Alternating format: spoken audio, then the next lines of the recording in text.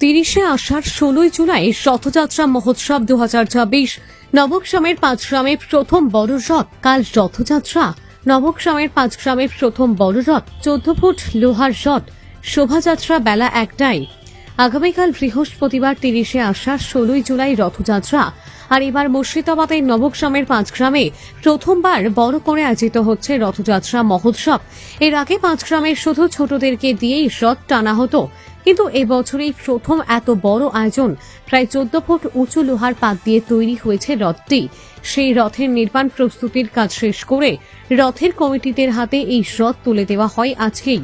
রথ নির্মাণ করেছেন 5 গ্রামে অবস্থিত কর্মকার ওয়েল্ডিং সেন্টারের কর্ণধার এবং শিল্পী পল্লব কর্মকার দেবু।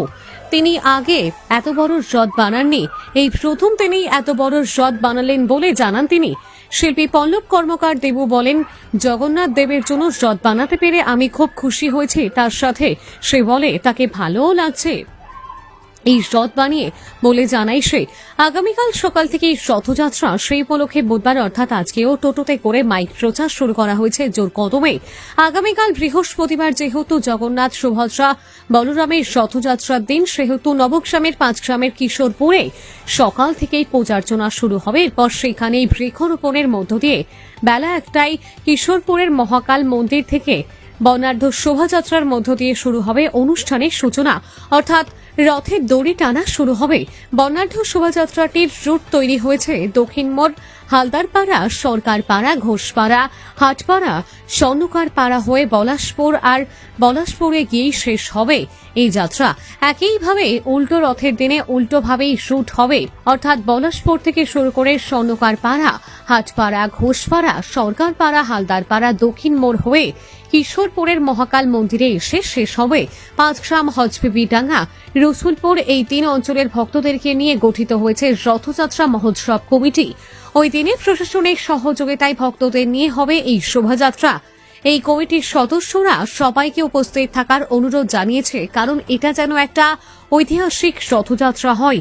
আর এই রথযাত্রা দেখার পর এভাবেই যেন প্রতি বছর রথের অনুষ্ঠান আয়োজন করতে পারে কমিটির সদস্যরা, সেজন্যই সবাইকে উপস্থিত থাকার অনুরোধ জানিয়েছে বলে জানান এই কমিটির সদস্যরা। রথ নিয়ে রথ তৈরির শিল্পী থেকে শুরু করে কমিটির সদস্যরা কি বলেছেন শোনাবো এখন।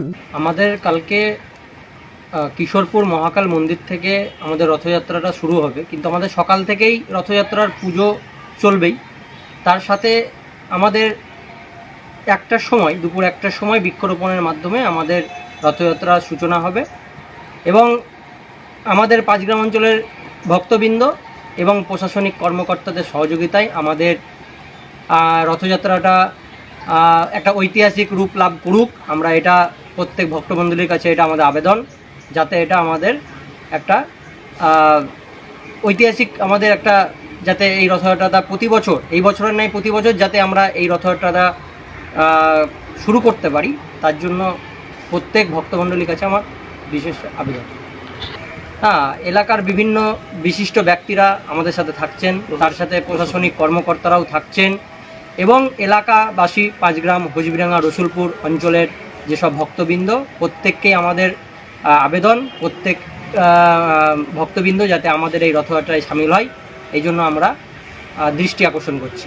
আমাদের একটা রথযাত্রা মহোৎসব কমিটি করা হয়েছে, তাতে 5 গ্রাম, হজবিডাঙ্গা, রসুলপুর প্রত্যেক অঞ্চলেরই এই কমিটিতে আছেন এবং তাদের উদ্যোগেই এই আমাদের মহোৎসব। এলাকার মানুষকে বলবো, আপনারা সবাই এগিয়ে আসুন, আমাদের রথযাত্রায় সামিল হন এবং এই রথযাত্রাকে একটা সাফল্যমণ্ডিত রূপ দেন। আপনারা ভালো থাকবেন, সুস্থ থাকবেন, এই আশাই লাভ করুন। আমাদের শোভাযাত্রার রুট হচ্ছে যে কিশোরপুর মহাকাল মন্দির থেকে শুরু করে দক্ষিণ মোড় হয়ে হালদারপাড়া, সরকারপাড়া হয়ে, ঘোষপাড়া হয়ে, হাটপাড়া হয়ে, স্বর্ণকারপাড়া হয়ে পলাশপুর গিয়ে আমাদের এই শোভাযাত্রা শেষ হবে এবং সেম আমাদের উল্টো রথে পলাশপুর থেকে শুরু করে স্বর্ণকারপাড়া, হাটপাড়া, ঘোষপাড়া, হালদারপাড়া, সরকারপাড়া, দক্ষিণ মোড় হয়ে কিশোরপুর হয়ে আমাদের এই রথযাত্রার বর্ণাঢ্য শোভাযাত্রা সমাপ্ত হবে। আমার নাম প্রকাশ দত্ত, আমি এই রথযাত্রা কমিটির একজন সদস্য। 5 গ্রামের একটা বলতে গেলে ঐতিহাসিক মুহূর্তে আমরা চলে এসেছি, যা বিগত দিনে এই রথযাত্রা অনুষ্ঠিত হয়নি, সেটার পুনরাবৃত্তি হতে চলেছে। একটা 14 ফুটের রথযাত্রা আমরা অনুষ্ঠিত করতে চলেছি। 5 গ্রাম, রসুলপুর এবং হজবিডাঙ্গার ভক্তবৃন্দ উদ্যোগে, এবং সেই রথযাত্রা কিশোরপুর মহাকাল থেকে আমাদের শোভাযাত্রা শুরু হচ্ছে আগামীকালকে, এবং পুরো 5 গ্রাম অতিক্রান্ত করে সেই রথযাত্রা পলাশপুরে সমাপ্তি হচ্ছে।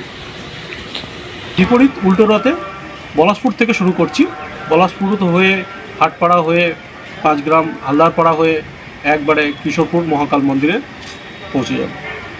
তো এর উদ্দেশ্যে জানাই, আপনারা কালকে দুপুর 1 ঘটিকায় কিশোরপুর মহাকাল মন্দিরে আসুন।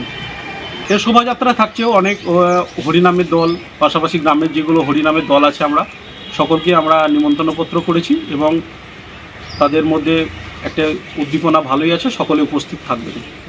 আমার নাম শ্রীরাম দাস, এই রথ কমিটির একজন ভক্ত।